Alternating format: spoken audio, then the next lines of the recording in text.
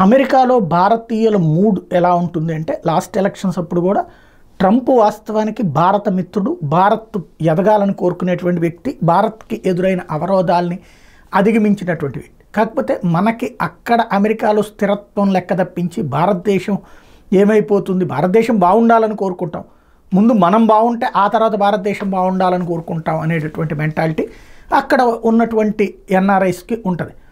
ఆ నేపథ్యంలోనే క్రిందటిసారి అక్కడ ట్రంప్ కంటే కూడా బైడెన్కి ఓట్లేసిన వాళ్ళు ఎక్కువ. ట్రంప్కి 22% వేస్తే మిగతా వాళ్ళందరూ కూడా బైడెన్కి వేసినటువంటి పరిస్థితి లాస్ట్ ట్రిప్.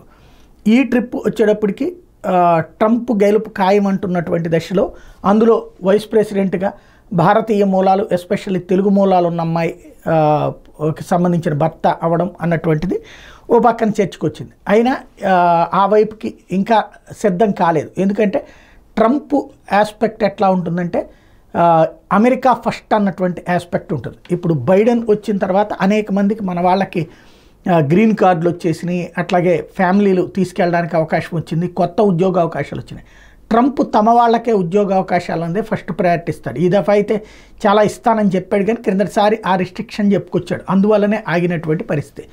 ఇప్పుడు ఇటు పక్క నుంచి చూస్తే కమలా హ్యారిస్ అంటే భారతీయ మూలాలు ఉన్న అమ్మాయి, లేదా వేరే వాళ్ళని ఎవరిని పెట్టినా సరే ట్రంప్కి ఎగనెస్ట్గా ఓటేస్తారా లేదా ఇప్పుడు ట్రంప్కి అనుకూలంగా ఓటేస్తారా అన్నటువంటిది చూడాల్సి ఉంది.